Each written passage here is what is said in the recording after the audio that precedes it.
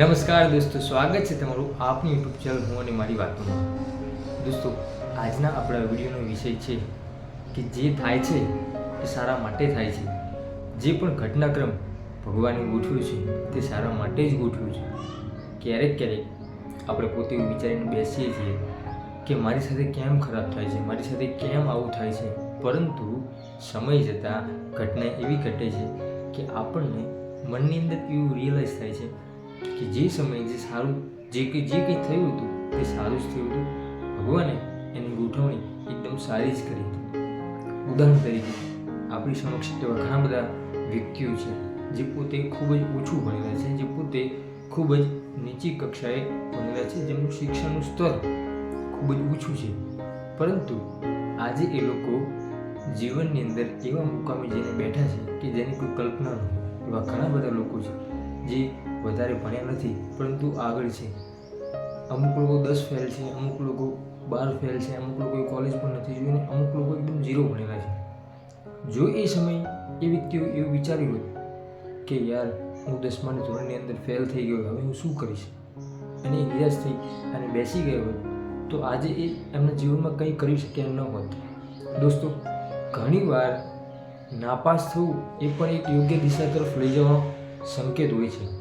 જરૂરી નથી કે આપણે પાસ થઈને આગળ વધીએ એટલે આપણે આપણી જોબ મળી જ જાય. કદાચ અમુક સમયની અંદર આપણને નિષ્ફળતા મળે, એના માટે ભગવાને આપણને ક્યાંક બેટર જગ્યાએ, કોઈ બેટર રસ્તે, કોઈ બેટર સારી એવી જગ્યા ઉપર આપણને મોકલવા હશે, એટલા માટે થઈ અને આપણી સાથે આ નિષ્ફળતા મળી છે. એટલે ક્યારેક નિષ્ફળતા પણ આપણને સફળતાના માર્ગ તરફ દોરતી હોય છે. એ સમયે આપણે એવું વિચારીને બેસી જઈએ કે મારી સાથે કેમ આવું થઈ રહ્યું છે અને મારી સાથે કેમ મને નિષ્ફળતા મળી. તો દોસ્તો, જીવનની અંદર જ્યારે પણ જે કંઈ ઘટના બને છે એ સારા માટે બનતી હોય છે. દરેક ઘટના પર ભગવાનનો, ઈશ્વરનો, અલ્લાહનો, કુદરતનો એક જ રાહ હોય છે, આપણને ક્યારેય એ ખોટી જગ્યાએ કે ખોટી વસ્તુઓ સાથે મુલાકાત ક્યારેય નહીં કરાવે. એ જે કંઈ કરશે, એ જેટલું કરશે, જેટલા માટે કરશે, એ હંમેશા આપણે સારા માટે કરશે, આપણા હિત માટે જ. એ જે કંઈ કાર્ય થતું હશે, કુદરત દ્વારા ગોઠવાયેલું છે, આપણે હિત માટે જ છે. ક્યારેય એવી રીતે નિરાશ થઈ અને બેસવું નહીં કે મારી સાથે કેમ આવું થઈ રહ્યું છે. ભગવાન, ઈશ્વર, અલ્લાહ, ગોડ જે કંઈ કરે છે એ માત્ર ને માત્ર આપણે હિત માટે છે, આપણે સારા માટે છે. એટલે હંમેશા આપણી સાથે જે કંઈ ઘટના બની રહી છે એ કુદરત દ્વારા ગોઠવેલી છે, કુદરત દ્વારા નિશ્ચિત છે.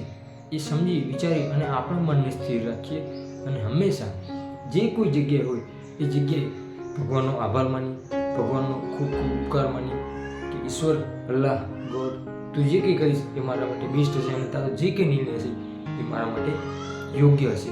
અને એવી રીતે આપણે ધીરે ધીરે આગળ મહેનત કરતા રહીશું તો આપણે નિષ્ફળતાને પણ પચાવી અને એક સફળતાની સીડી તરફ હંમેશા માટે આગળ વધીશું. દોસ્તો, આ એક મેસેજ મારી યુટ્યુબ ફેમિલીને મારે એટલા માટે આપવો પડી કે ઘણી વખત નિષ્ફળ થઈ અને લોકો બેસી જતા હોય છે અને પોતે ડિમોટિવેટ થઈ જતા હોય છે. તો હકીકતમાં ડિમોટિવેટ થવાને બદલે ખૂબ જ જોરથી મહેનત કરીએ, કુદરતના ફેસલાને એટલી જ હદે સ્વીકારીએ અને હંમેશા આગળ મહેનત કરતા રહીએ. આ મેસેજ જો તમને સારો લાગ્યો હોય તો તમારા દોસ્તો સાથે શેર કરજો, મિત્રો સાથે શેર કરજો, તમારા ફેમિલી મેમ્બરને શેર કરજો અને જો વિડીયો ગમ્યો હોય તો વિડીયોને લાઈક કરજો. ચેનલ પર ન હોય તો ચેનલને સબસ્ક્રાઈબ જરૂરથી કરજો. મળીશું એક ફરીથી નવા વિડીયો સાથે. ત્યાં સુધી દરેક દોસ્તો, દરેક મિત્રોને મારા જય સીતારામ.